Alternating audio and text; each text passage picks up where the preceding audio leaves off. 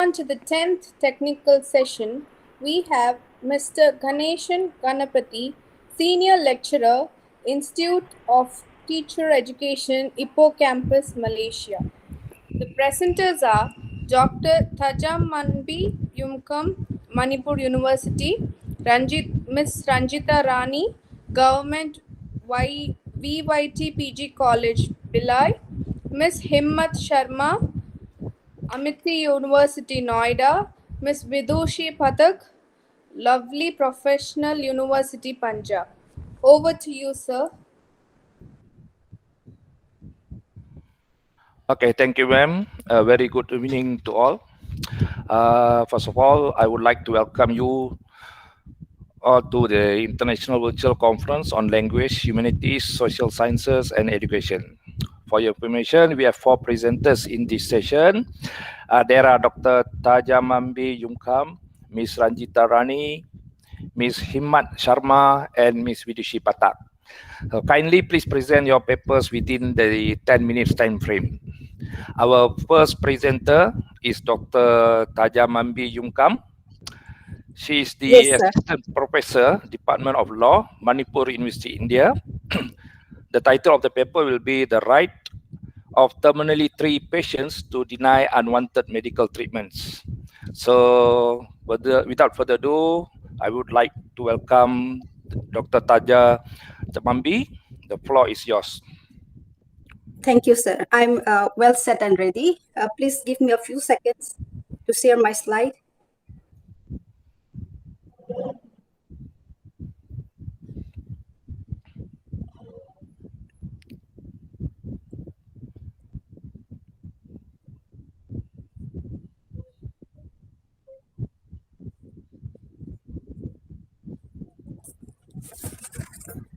A very warm good evening to everyone present in this platform. Thank you very much for having me here. My presentation will be on the title, The Right of Terminally Ill Patients to Deny Unwanted Medical Treatments. So let me just provide the background how this particular right came to be very debatable in the context of India. Excuse me, doctor. No yes, sir? audio. We can't hear you.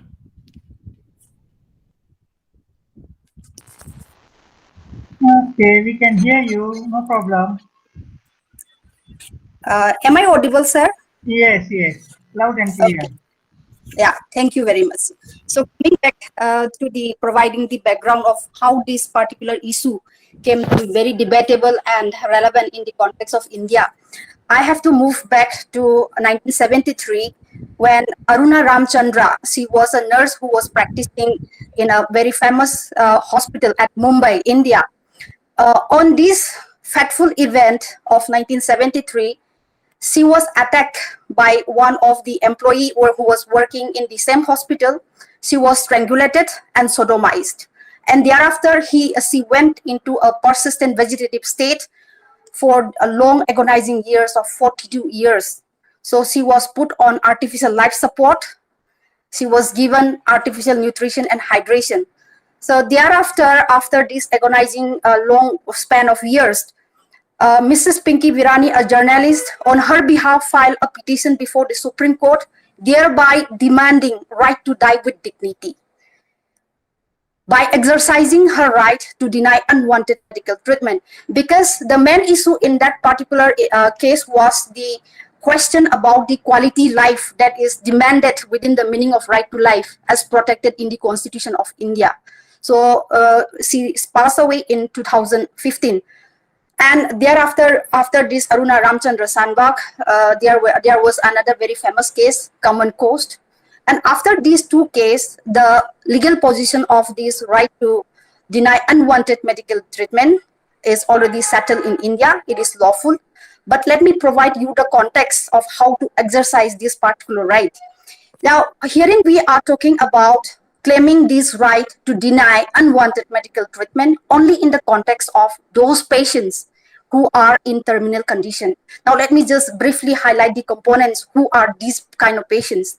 Now, those patients who are suffering from any kind of illness, medical condition, whereby it is being certified as medically futile case, no recovery scope can be seen, and they are undergoing agonizing pain and suffering, and there is an impending death that is about to occur within a very short duration of time in the absence of any artificial life support. So patients like those who are in the persistent vegetative state, or cancer patients who are in their terminal stage, or those babies who were born with underdeveloped kind of brain, that is the anencephalic babies. These are the instances who can fall under this category.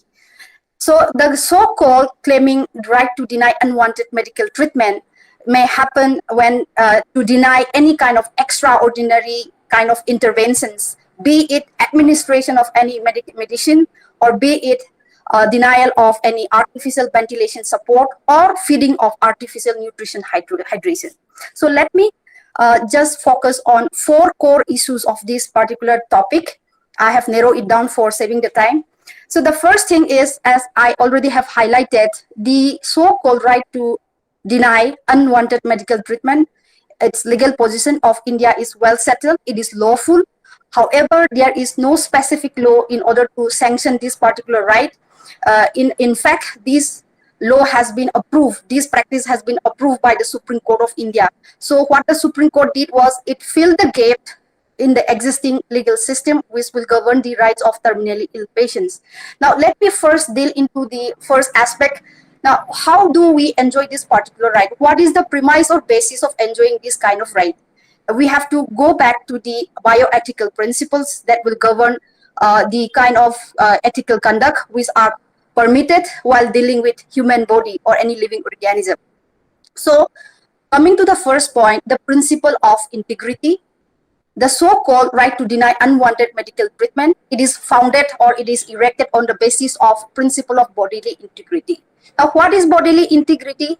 It is nothing but the full autonomous free control of an adult who is competent to decide what is to be done and what is not to be done with his or her own body. So on this basis, again, there is another extensional notion of this right in the form of informed consent, whereby this informed consent empowers any adult who comes for a treatment, for medical treatment, to decide whether a particular medical treatment should be given or whether he can deny any kind of medical treatment. So herein we are concerned with the negative right, that is to deny unwanted or futile kind of medical treatments. In order to exercise this particular informed consent, it should be by an adult, by a sound mind, and all the necessary information regarding the status or the diagnosis of his medical condition, the alternative available treatments, the good effects and also the associated risks, and whatever consequences that may come after taking that decision should be informed or understood by the patient who will decide or who will have this informed consent.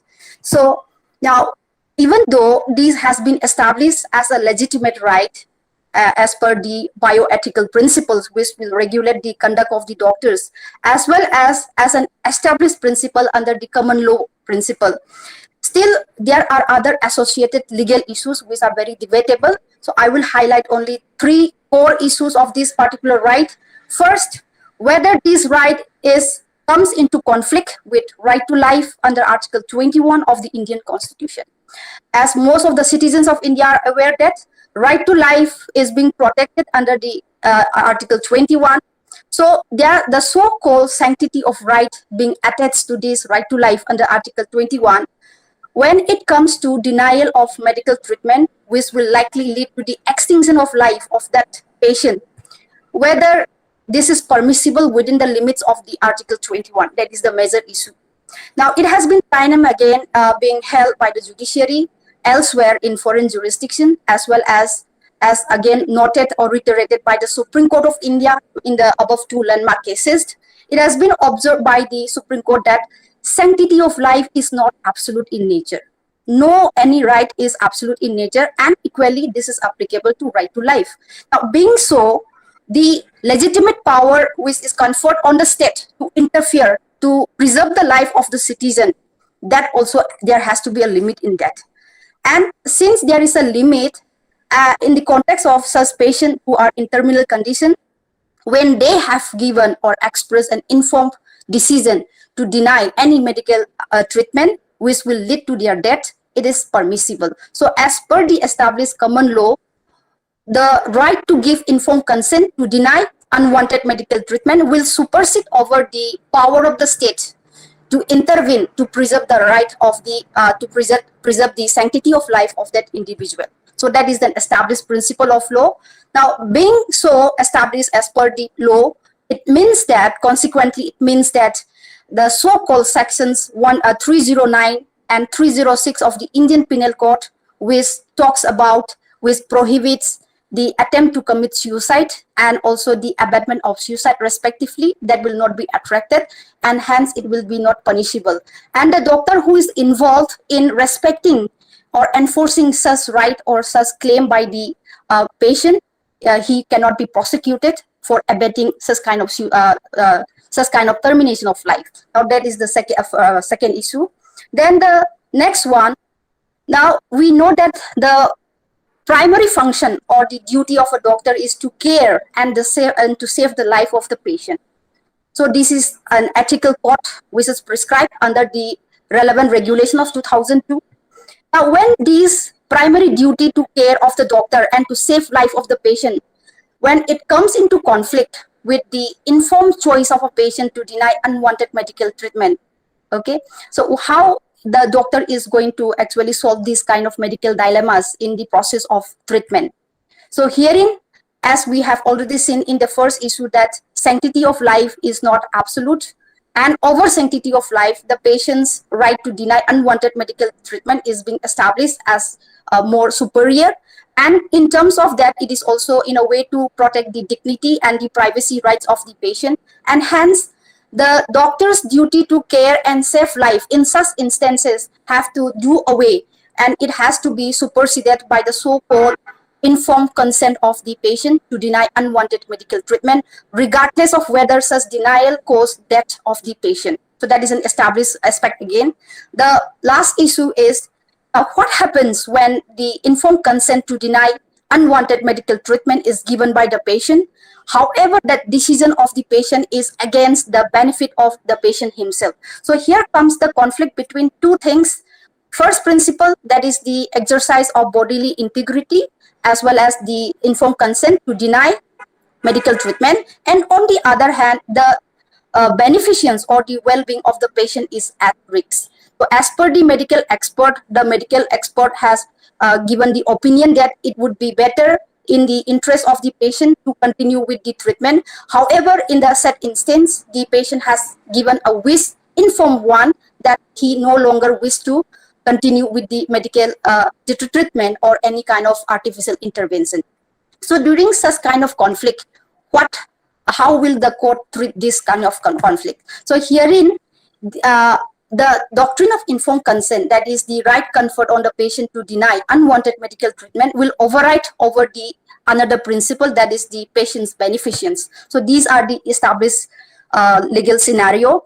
Now, having said so, whatever this legal situation has been established, it is as per the judicial sanction through the judicial process. But I would have to conclude that in the absence of a specific law being enacted by the parliament, still the legal position, though backed by judicial sanction, most of the doctors, most of the hospital authorities are insecure. They are afraid to fall into any legal controversies, to respect the right of the terminal ill patients to deny any unwanted medical intervention. So herein, in order to make the situation certain and precise, and also by providing certain legal mechanism to protect those doctors who will be involved in respecting such kind of rights or demands of the patients, I have suggested that it's high time that the parliament should very soon, without undue delay, come up with a suitable law to protect the various aspects of enjoyment of this right, and not only respecting the right of such patient, but also the rights of the hospital authorities and doctors who are involved in that process, so that whatever whatever conduct they carry out, they should not be dragged in the court of law. So this is my suggestions. And I also have to mention that, of course, attempt has been made from time to time by introducing a bill, but however the bill has lapsed, and the parliament has to try it again to reintroduce it. So with this, I end my presentation. Yes. Thank you for the informative and interesting talk, Doctor. Now we Thank you, sir. come to question and answer section. Is there any question from the audience?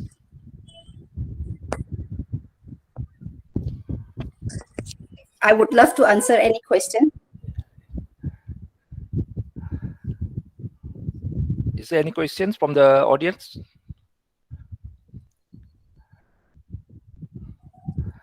Okay, Doctor. A general question to you. What are Yes, the sir. challenges? What are the challenges you face when to complete this paper? Sir, I will be very honest with this. It came to my notice about this virtual conference just on the last day, and I have requested the organizer to grant me 2-3 more days. So they have kindly consented to my request, and in the last minute, I was not able to give quality time to complete this paper, though I have completed. But however, I feel that I have to still improve the quality aspect of this paper. So, but I was already familiar with this particular issue, since this is something which is emotionally being attached with me. It is a subject, it is a very sensitive issue being faced by most of the terminal ill patients and their family members. So that is what I have to say, sir. Okay, thank you, Doctor. Okay, is there any other questions for the audience? Okay, we would like to say thanks again to our presenter, Dr. Tajamambe Yumkam, for the informative and interesting talk. Thank you very much, sir. Thank you. Next, we move on to the next presenter. I welcome our second presenter, Ms. Ranjita Rani. She is a research scholar from government VYT PD College, Bilal, CD, India. The title of her paper will be Ethereal Undefined Relations of the Characters in the Novel of Khalid Hosseini. So, Ms. Ranjita, the floor is yours. Yeah, good evening. Am I audible? Yes, yes. Yeah, good evening, everyone. I'm Ranjita. I'm a research scholar in Government VYT PG Autonomous College, Bhilai, India.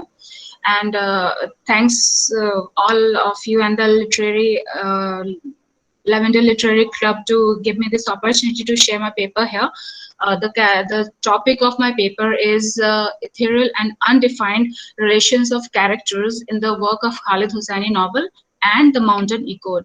As we all must be knowing that Khalid Hosseini is an Afghan-American writer, and he has been relocated to America in 1970s when he was 11-year-old, and when he visits back in Afghanistan, he gets to know the sea change that has occurred since last he has left the country. So this novel revolves around 9 narrations, and it is kind of a short story, and the characters of all these 5 short stories are interlinked, and thus giving it a form of novel. So the relations that these characters share with each other, that is not the normal kind of brother, sister, uncle, niece kind of.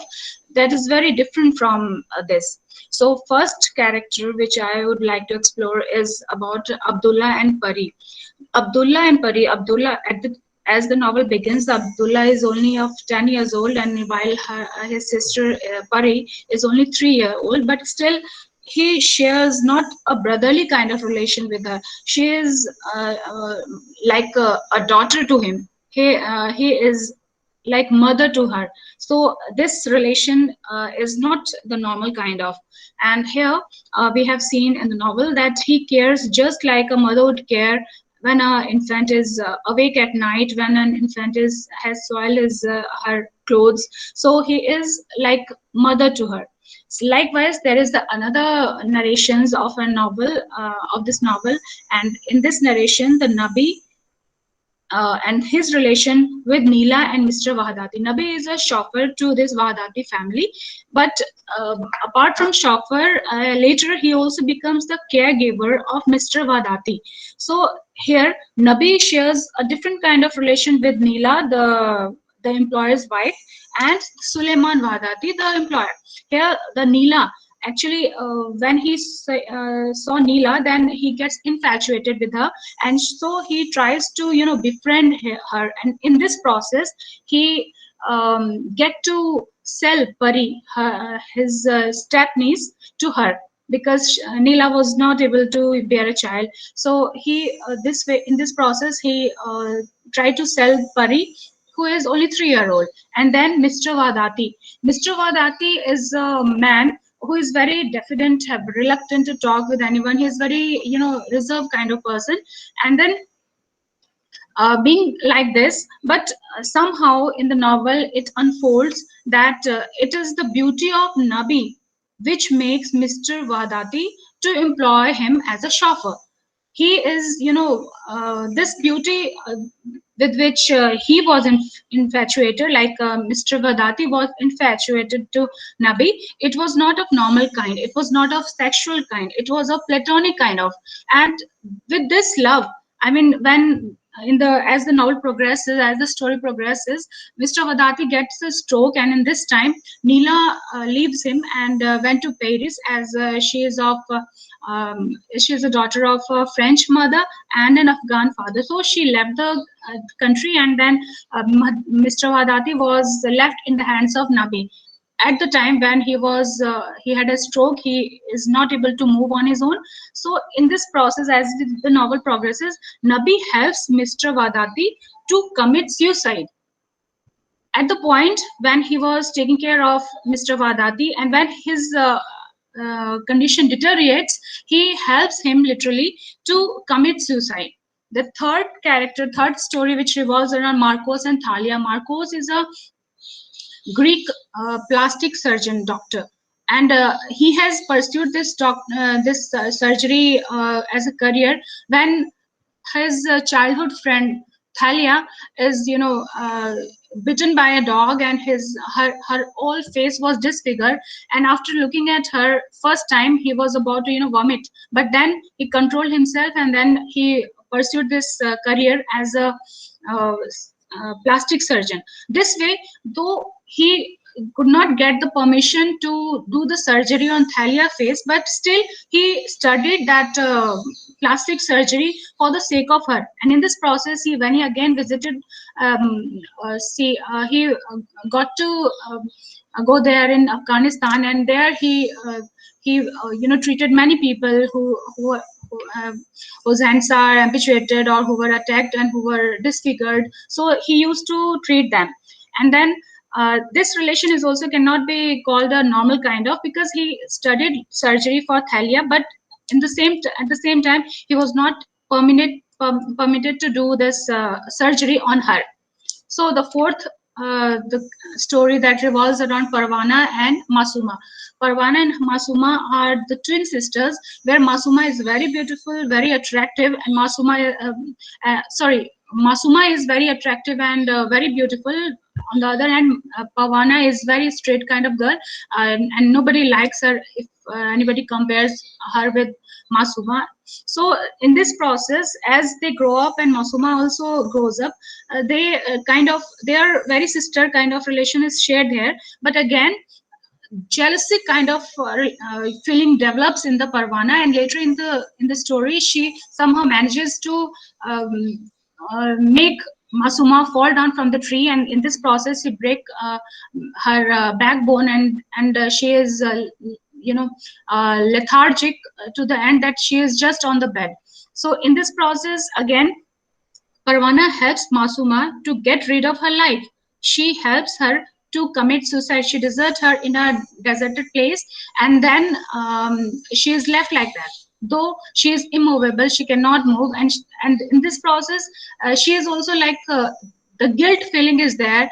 Then she is caring for her sister, but still she tries to help her by letting her commit suicide. This is also very different kind of relation, different kind of feeling which is shared by the characters. And the last one in the story is Roshi with Idris and Tamur. Roshi is a girl whose family is attacked by his own uncle, and she is disfigured by her head, and she needs a surgery. While Idris is an Afghan American doctor, just like Khalid Hosseini. He is also a doctor in America, though he was born and brought up in Afghanistan, and he develops a special bond with Roshi, the little girl, and in the process he promised Roshi that when once he is back in America, he will make arrangement for her surgery. But later on, as he moves to America, he get involved in his own life, get busy, and does nothing. On the other hand, Timur, his cousin, he is very carefree kind of guy, and then he finances and he assisted Roshi to go through the operation, and thus live a normal life. And in the process, Roshi shares a memoir of her life as a book, and in the book, she when Idris come to take her autograph, Roshi says that don't worry, you are not in it. So there's a kind of guilt feeling in Idris, and a dismissal on the part of Roshi. So in this whole plot, in this whole narration, there is a story of 5 people that are intertwined, and their relations shared by these characters are not the normal kind of.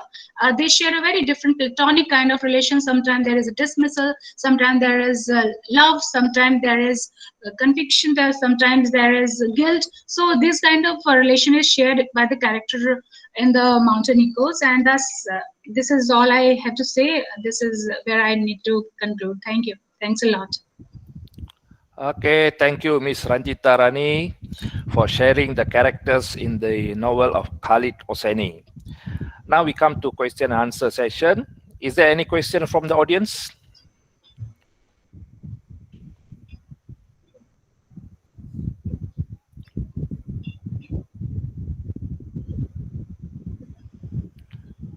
So, okay then, we would like to say thanks again to our presenter, Ms. Ranjita Rani, for Thank you, sir. Thank you. Thanks a lot, sir. Okay, interesting talk. We move on to the next presenter. I would like to welcome our third presenter, Ms. Himat Sharma, a PhD research scholar from MIT University, Noida. The title of her paper will be Language as an Expression of Psyche, a study of women's subjugation through the lens of literature. Ms. Himat Sharma, the floor is yours. Thank you so much, sir. I hope my voice is audible. Yep. Okay, sir. Thank you so much. Very good evening to all present here, respected chairperson, dear fellow participants. Thank you so much to Lavender Literary Club for giving me the opportunity to present this paper. So, sir, with your permission, shall I start my presentation? Carry on. Okay, sir. Thank you so much. COVID-19 has turned the world upside down, and the major issue which lies with this is the impact on the psyche of people, and it's actually of it's of main concern these days, and my topic is somewhat relevant to it. So the title of my presentation is Language is an Expression of Psyche, a study of women's subjugation through the lens of literature. I'm Himat Sharma, PhD research scholar, MIT University, Noida, and presently working with Jammu and Kashmir state government. And I'll very briefly sum up with the things. First of all, whatever language is actually expression of ideas by the means of speech, sounds, or words. So these different forms of expressions are actually guided by the thoughts which are juggling in our psyche, in our mind, and the thoughts which we actually want to express. So in the words of John Wolfgang von Goethe, he says, I would like to quote, "The style of an author is a faithful copy of his mind. If you would write a lucid style, let there first be light in your own mind. And if you would write a grand style, you ought to have a grand character. I unquote. So, somewhat what you write in the text, in a paper or wherever, something is there in the back of your mind which triggers you to write the same. So, I'll limit my paper, I delimit this research paper to the expression through writing style, and I have delimited to the feminist writers, taking only two feminist writers. One is Taslima Nasreen and the other being Meena Kandasamy, who is a Chennai-based Indian writer, and Taslima Nasreen is a Bangladeshi writer. I'll be discussing them further. So this paper will be highlighting and focusing on the language used by these female writers, and this will explore the reasons behind writing in such a voracious style, and actually it will try to probe the reasons that instincts the psyche, and the reasons for being controversial for the language expressed in their works, and at last a question to be addressed: that do all humans have the courage to face the severe judgment and criticism for what all they write? I'll begin with feminism, which is a very popular and women-centric moment, and a way of dealing with the psyche of the woman, I would say, because this is helping in exploring the consciousness of the mind of the women, and is exploring the meaninglessness which is faced by the women folk in their lives through the literature which are produced by such female writers. And feminism as a genre is trying to explore the female identity issues through the experiences faced by them, in their day-to-day life, and in contrast to male paradigm. And I would like to quote Helen Suzo here, who says, I would like to quote, "And why don't you write? Write. Writing is for you. You are for you. Your body is yours. Take it." I unquote. By this, Suzo is insisting the women folk to write, because they are the ones who can write in the perfect of the manner. Instead, males can't write what their mind is thinking. So it would be a second-hand thought. So feminist writings are actually changing the world in a way, and changing the views of the common mass about women. So, as I've discussed, that the idea and the experiences felt by women cannot be felt by a man who is writing about a woman and their problems in any case, because they might be sympathetic with the problem, but the a female, if she is writing herself and the problems of a woman, she can better express the views and better highlights the things what a women's psyche represents. So feminism as a wave is acting as a social force in a way, and is trying to weed out the conflicts and suppression germinated on the soil of patriarchy and male domination through the language of women writers. And another I would like to quote from Taslima Nasreen's Split a Life, a 2018 novel. It's an autobiography wherein she says, I would like to quote, "Why should I write like a man? I write what I feel." This is what she gave as a reply to two person in an interview, who said that why don't you write like a man? I mean, their language is better, the language is lucid, but you write so violently, so why don't you write like them? So in this response she says this, and by this she is trying to actually effectuate the responsibility of being a feminist by telling the audience that a woman is free to write what her inner feelings and her inner conscious. Violent behavior against the women folk seems an era-old rehearsal, which is becoming the core problems of the social issues these days. And this paper, the concern lies with those female writers who have been quite virulent. If I talk of the first writer whom I have chosen is Taslima Nasreen. She has undergone a tremendous controversy throughout Bangladesh. She has been issued fatwas, even death threats were against her. And even if we talk of this young author, Meena Kandasamy, who is an Indian author, even after writing her work, her poems, her one of the very famous book, even she faced many controversies. Many people criticized her, and just because of the style of their writing. So nobody is concerned about the psyche behind what and why they are writing in this manner. So the venomous attitude is not what a woman is truly supposed to be, depending on her nature. And the main reason links here with this is with the psychological aspect of personality. That is the role of psyche, which plays a major role in framing the personality. So a very common question would be there, that what constitutes an individual psyche? In the adjoining picture, there are a lot many people, so you might have got with the answer. So if we talk of things like what constitutes a psyche, the answer lies with the society. And because I think society and the people, their thinking, their mindset is what is the major reason behind the subjugation of women at present.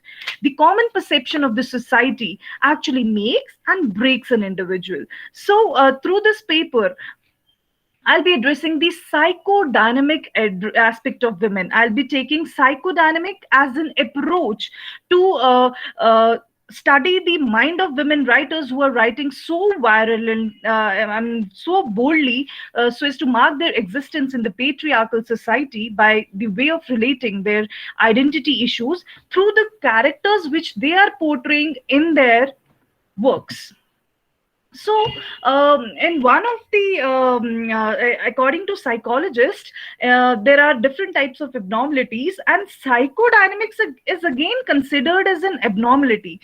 So for me, I would consider is like, yes, normal female writers will not be so violent, but few of them, if they are severely violent and virulent and very bold in their writings, that is something going beyond the normal situation. So there must be incidents which must be triggering their mind in this severe manner. So yes, it's a situation which is besides a normal condition. So the other types of abnormality situations being biological, behavioral abnormality, cognitive, which deals with the mind, and psychodynamics, which mainly deals with the conflicts in the mind, the unconscious motivations, somehow the childhood experiences. And for this study, I'm particularly taking Drew Weston's theory of psychodynamics, his views on psychodynamics.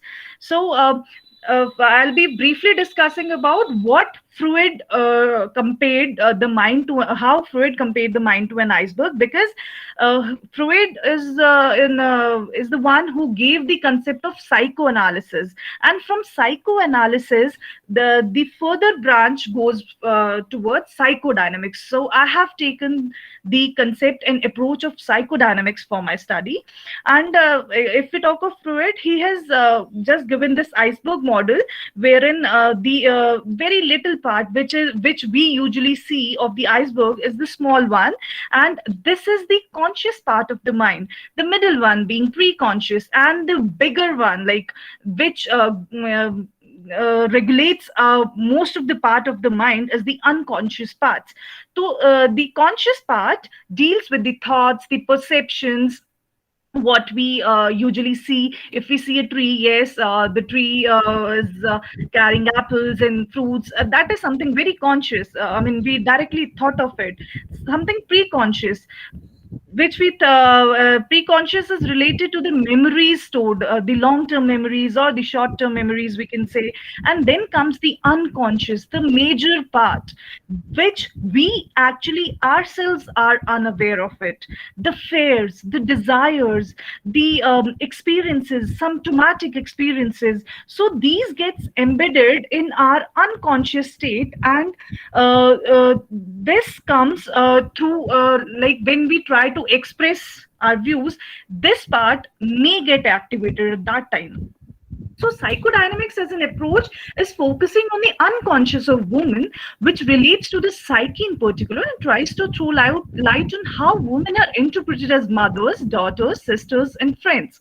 So their mind and these Excuse me, people. Miss. Excuse Yes, me. sir. Please, can you conclude your paper because time is Sure, sir. approaching. Yes. Within 2 minutes, I'll be wrapping up. Yep. So this is all about psychodynamics, its meaning, and how Taslima Nasreen has used very briefly. I've just already trimmed my slides because of the time constraints. So I would like to quote that in one of the works Narbichta column by Taslima Nasreen, she says, I would like to quote, "A lucky man's wife dies, an unlucky man's cattle dies. If your wife dies, you can get another wife. But if you lose your cattle, you do not get free cattle. For new cattle, you have to pay hard cash, whereas for a new wife, bring some more cash. In such a situation, you can neglect your wife, but you should never neglect your cattle." So I unquote. This analogy in her work between that of a status of a wife and a status of an animal is quite symbolic, because it narrates the discrimination against the women and then subordination in the family. So the reason which triggered her to write in such a manner is actually her psychic energy in her mind, which relates that is compelling her to relate women to an animal, because that is how she saw women around her to be treated like. So because this is how she has seen, again, if we come to Kandasami's state of mind, even she has been very violent and very frustrated, and fearlessly she says, I would like to quote, "I'm the woman who is willing to display her scars and put them within exhibition frames. I'm the woman of moon days. I'm the breast-beating woman who howls. I'm the woman who wills the sky to weep in her place." So again, this statement by Kandasamy is depicting the fearlessness of her own married life, because she has very minutely discussed in all the details of what happened with her during her married life, which is not an easy task, which is not a normal attitude of each and every woman. So she has a psyche, and the energies were different from a normal woman, and maybe many women would have got motivated with her views, and maybe they would have thought of raising their voice. Otherwise, many women try to bury their voice in silence. So again, this is all about both the writers, which I have just discussed, and that's it. So I would like to sum up that again, the COVID-19 has turned this world in a dwindled way. So psyche of the women should be understood globally, and various stereotypes of the society should be shed up, going at par with the need of the time, thereby changing the conventions of the society, and they should be accepted with as provided with a good scientific base. So thank you so much. That's all about. Okay, thank you for the interesting talk, Ms. Himat Sharma. So is there any questions from the audience?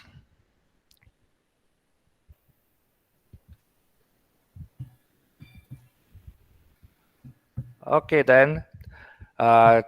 Thanks again to our presenter, Ms. Himat Sharma, for the interesting talk. Thank you so much, sir. Okay, we move on to our fourth presenter, Ms. Vidushi Patak, a PhD research scholar from Department of English of Lovely Professional University, Punjab, India. The title of her paper will be A Theoretical Representation of History and Culture, an approach to collective memory in that Deadman's Dance. Ms. Vidushi Patak, the floor is yours. Thank you, sir. Good evening, everyone. I'm Vidushi Pathak. I'm research scholar in lovely Professional University, Punjab. And I'm very thankful to the organizers and the respected chairman who gave me this opportunity to present my paper in this international conference. So I will be presenting my paper orally, which is entitled as A Theoretical Representations of History and Culture, an Approach to Collective Memory in that Deadman Dance. So as we know that culture and history are very important key terms, as culture encompasses religion, food, what we wear or how we wear it, our language, music, what we believe is right or wrong, our habits, how we sit at the table, or how we greet others, how we behave with loved ones, and also so many million things. Also, it tells the social behavior and norms found in human societies, as well as the knowledge, beliefs, arts, customs, and habits of the individuals in these groups. People acquire culture through the learning process of enculturation and socialization, which is shown by the diversity of cultures across societies. And coming to the concept of the history, it is a term which conveys past events, as we all know, and it conveys the memory, discovery, collection, organization, presentation, and interpretation of these past events. As historians seek knowledge of the past using historical sources such as written documents, oral accounts, arts, and the material artifacts. Also, it includes the academic discipline which uses narrative to describe, examine, question, and analyze past events and investigate their patterns of cause and effect. So, my paper investigates the history and the culture of the community which is known as Noongar and their interaction with the new settlers who are European settlers and the American whalers by re-examining the various incidents happened in the past, and the analysis is based on the Morris Holbeck's concept of collective memory. So just sharing the short introduction of the author, who is Kim Scott. Kim Scott is an Australian novelist belonging to the Noongar community of Australia. He was born in the Perth, capital of Western Australia, in 1957. And his father and mother belongs to the different communities. His mother was white, while his father was a black Aboriginal. He was Bachelor in Arts degree and graduated diploma in education from Murdoch University in Perth. And he also worked as secondary school teacher, but later he devoted his time to writing. He wrote 5 novels, namely True Country, Benang from the Heart, Lost, That Deadman Dance, and Taboo. So in this particular paper, I have taken his work, That Deadman Dance, and also he won the Miles Franklin Award for the literary work, that is That Deadman Dance. So I will be illustrating the novel in a nutshell. That Deadman Dance is a third piece of work by Kim Scott. It deals with the different cultures and how they act together for first time. It deals with the Aboriginal community, which is known as Noongar, who meets European settlers and American whalers for the very first time. And the protagonist of a novel is a young boy whose name is Bobby, who belongs to this community. He's always friendly with the new settlers and he always welcomes his new visitors. He assists these people and joins them in hunting of the whales.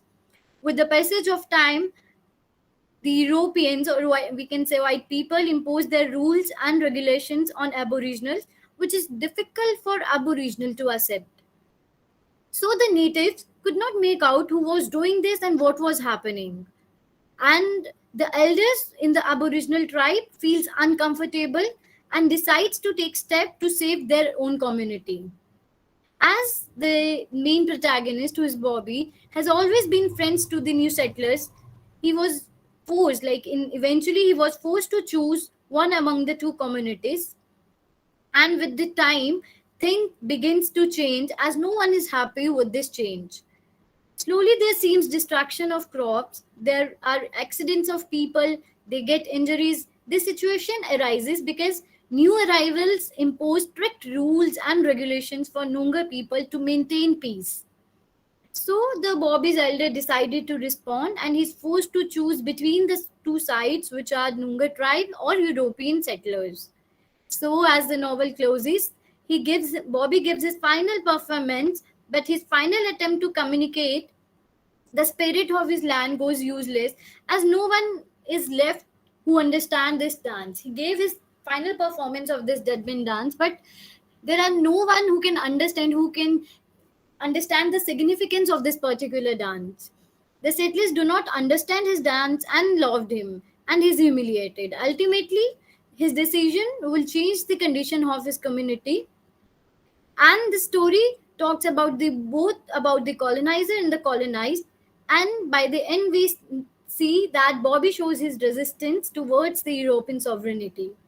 So, coming to the concept of collective memory refers to the shared pool of memories, knowledge, information of a social group that is particularly related with group's identity.